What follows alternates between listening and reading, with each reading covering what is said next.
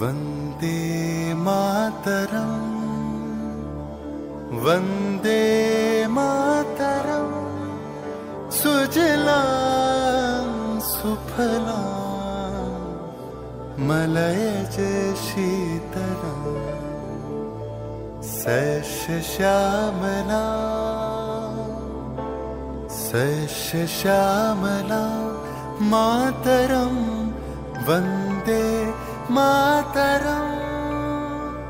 1908 সালের 11ই আগস্ট কিংসফোর্ডে বন্দে মাতরম বলার দোষে যে বালককে বেত মারার হুকুম দিলেন ব্রিটিশ সরকার, তারই পক্ষে দাঁড়িয়ে ক্ষুদিরাম বসু ও প্রফুল্ল চাকি সাহেবের ফিটন গাড়ি লক্ষ্য করে বোমা চালালেন মুজফ্ফরপুরে। সাহেব নিহত হলেন না, তবু নাবালক ক্ষুদিরামকে ফাঁসির হুকুম দেয়া হলো। জননী গুলো তুলে বক্ষে, শান্তনবাস দেহ তুলে চোখে, কাঁদিছে তব চরণ তলে 30 কোটি নর নারী।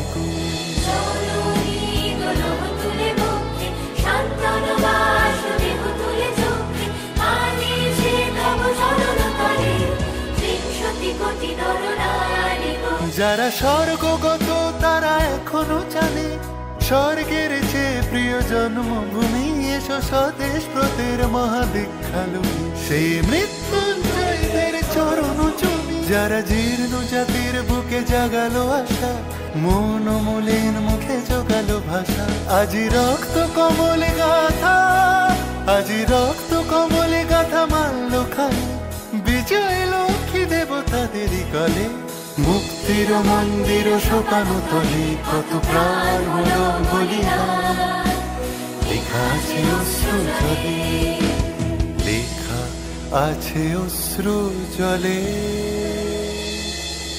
9 সেপ্টেম্বর 1915 ইংরেজদের সঙ্গে সম্মুখ সমরের স্বাধীনতা ছিনিয়ে নিতে অস্ত্র আনার পরিকল্পনা করেন যতীন্দ্রনাথ মুখোপাধ্যায়। বালেশ্বরে সঙ্গীদের নিয়ে জাহাজ থেকে সেই অস্ত্র নামাতে গেলে ইংরেজ বাহিনী তাঁদের ঘিরে ফেলে।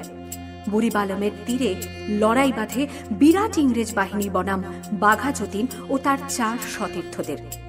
এককালে শুধু ভোজালি হাতে যিনি বাঘ মেরেছিলেন, সেই বীর সেদিন লুটিয়ে পড়লেন। আমি হাসি হাসি পড়ব ফাঁসি, দেখবে ভারতবাসী, ও মা হাসি হাসি পড়ব ফাঁসি, দেখবে ভারতবাসী, একবার বিদায় দে মা, ঘুরে আসি। 18 এপ্রিল 1918 মাস্টারদা সূর্য সেন ও তাঁর 65 জন শিষ্য মিলে পরিকল্পনা করে চট্টগ্রামে ব্রিটিশ পুলিশের অস্ত্রাগার লুট করেন এবং তারপরে লুকিয়ে আশ্রয় নেন জালালাবাদ পাহাড়ে। এর 4 দিন পর ব্রিটিশ বাহিনী খুঁজে বার করে মাস্টারদা ও তাঁর সঙ্গীদের।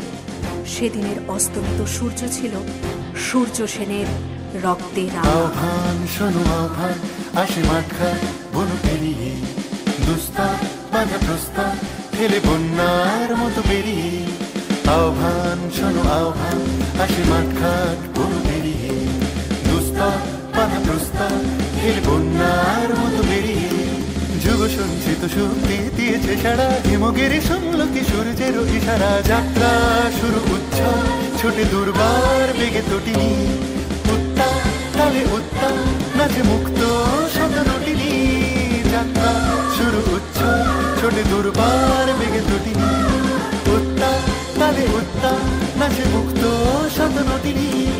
এই শুধু সুপ্ত যে নবপ্রাণে জেগেছে, রণসাজে সেজেছে অধিকার অর্জনে, এই শুধু সুপ্ত যে নবপ্রাণে জেগেছে, রণসাজে সেজেছে অধিকার।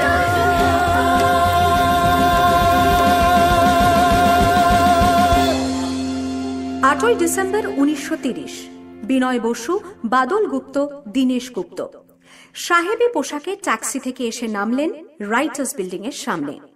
সোজা উঠে গেলেন দোতলায়। সামনেই সিমসনের ঘর। দ্বাররক্ষীকে ঠেলে ঢুকে গেলেন ভেতরে। বন্দুকের আওয়াজে গর্জে উঠল রাইটার্স।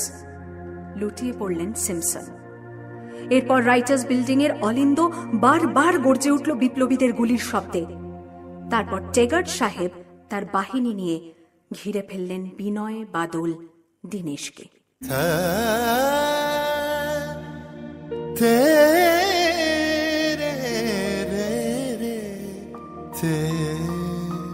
দুর্গম গিরিকান্তার মরু দুস্তর পারাবার হয়ে লঙ্ঘিতে হবে রাত্রি নিশীতে যাত্রীরা হুঁশিয়ার। 24শে সেপ্টেম্বর 1932 মাস্টার দ্য সূর্য সেনের মন্ত্রে দীক্ষিত প্রীতিলতা ওয়াদেদার 15 জন সশস্ত্র বিপ্লবীকে নিয়ে পাহাড়তলি ইউরোপিয়ান ক্লাব আক্রমণ করে আগুন ধরিয়ে দিলেন। ভারতীয় ইতিহাসের স্বাভিমানী মহারানীদের মতো নিজের আত্মমর্যাদা অক্ষুণ্ণ রাখতে সেদিন প্রীতিলতা ওয়াদেদার পটাশিয়াম সায়ানাইড খেয়েছিলেন ব্রিটিশ পুলিশদের সামনে।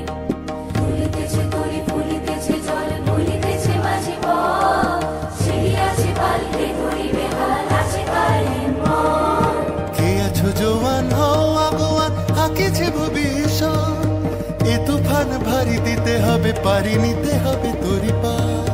দুর্গম গিরিকান্তার মরু দুস্তর পারাবার হয়ে লঙ্ঘিতে হবে রাত্রি নিশীতে যাত্রীরা হুঁশিয়ার। 29শে সেপ্টেম্বর 1942 তমলুকের মাটিতে কয়েক হাজার ভারতীয়কে নিয়ে যিনি পুলিশ স্টেশন ঘেরাও করার লক্ষ্যে হেঁটেছিলেন, সেই সত্তরোর্ধ্ব মাতঙ্গিনী হাজরা পুলিশের নির্মম গুলিচালনা ও লাঠিচার্জ সত্ত্বেও তার হাতের পতাকাটি মাটিতে লুটোতে দেননি। আর ঠিক তার পরের বছর 1943-এর 30শে ডিসেম্বর জাপান সরকারের অধীনে থাকা আন্দামান দ্বীপ সেদিন হস্তান্তর করা হলো ইন্ডিয়ান ন্যাশনাল আর্মিকে। পোর্ট ব্লেয়ারের মাঠে তিরঙ্গা পতাকা তুললেন সুভাষচন্দ্র। এটাই স্বাধীন ভারতের মাটিতে প্রথম তেরঙ্গা ঝান্ডা। আইএনএর commander in chief Subhash Chandra Bose হলেন ভারত, যাকে স্বীকৃতি দিয়েছিল 18টি দেশ।